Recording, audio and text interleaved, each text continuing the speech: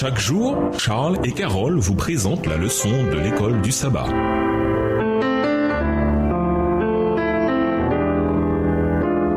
Bienvenue à votre émission. Dieu nous parle. Nous leçon de jeudi, une lumière pour les gentils. Dieu n'avait pas établi la nation d'Israël dans l'objectif premier de condamner le reste du monde, mais de le sauver. Naturellement, nous nous sentons souvent condamnés devant le comportement intègre de quelqu'un d'autre. De même, l'existence d'Israël servait aussi à mettre en évidence le péché et l'égoïsme des nations environnantes. Les croyants qui vivent en harmonie avec Dieu mettent en évidence son caractère de justice, ce qui conduit naturellement à convaincre de péché. Dans l'idéal, la vie de ceux qui gardent les commandements de Dieu, Apocalypse 14, verset 12, devrait aussi mettre en avant le caractère de ce dernier. Si les Israélites avaient agi comme ils l'auraient dû et s'ils avaient fait ce qu'on leur demandait, les nations seraient venues à elles en paix et auraient cherché à en savoir plus sur eux et sur leur Dieu. Malheureusement, comme le montra la captivité à Babylone, ces nations vinrent au contraire pour faire la guerre. La manifestation suprême du caractère de Dieu, bien sûr, ce fut Jésus, le seul humain à l'avoir parfaitement représenté. Mais son exemple parfait qui apportait certes la conviction du péché était conçu comme une invitation. Voir Jean 3, versets 16 à 21. L'objectif ultime de l'établissement de la nation d'Israël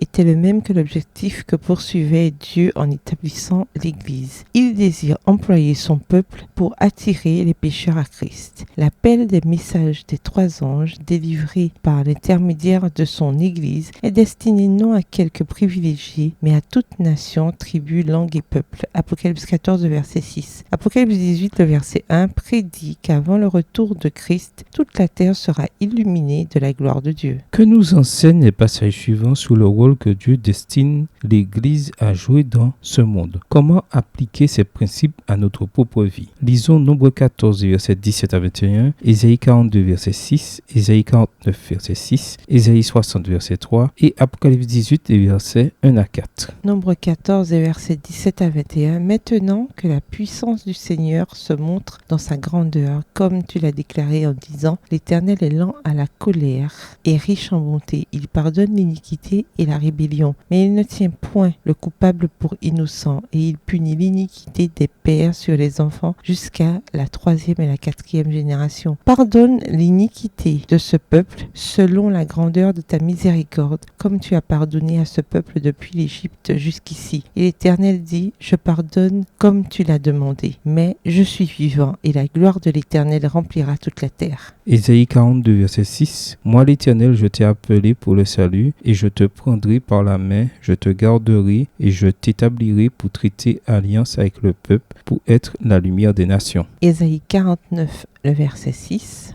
Il dit, c'est peu que tu sois mon serviteur pour relever les tribus de Jacob et pour ramener les restes d'Israël. Je t'établis pour être la lumière des nations, pour porter mon salut jusqu'aux extrémités de la terre. Ésaïe 60, verset 3. Des nations marchent à ta lumière et des rois à la clarté de tes rayons. Apocalypse 18, les versets 1 à 4. Après cela, je vis descendre du ciel un autre ange qui avait une grande autorité et la terre fut éclairée de sa gloire. Il cria d'une voix forte, disant, elle est tombée, Babylone la grande. Elle est devenue une habitation de démons, un repère de tout esprit impur, un repère de tout oiseau impur et odieux, parce que toutes les nations ont bu du vin de la fureur de son impudicité, et que les rois de la terre se sont livrés avec elle à l'impudicité, et que les marchands de la terre se sont enrichis par la puissance de son luxe. Et j'entendis du ciel une autre voix qui disait, sortez du milieu d'elle, mon peuple, afin que vous ne participiez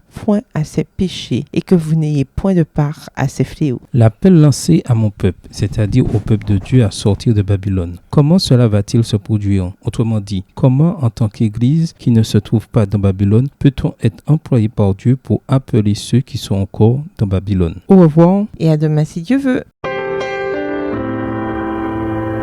Dieu nous parle.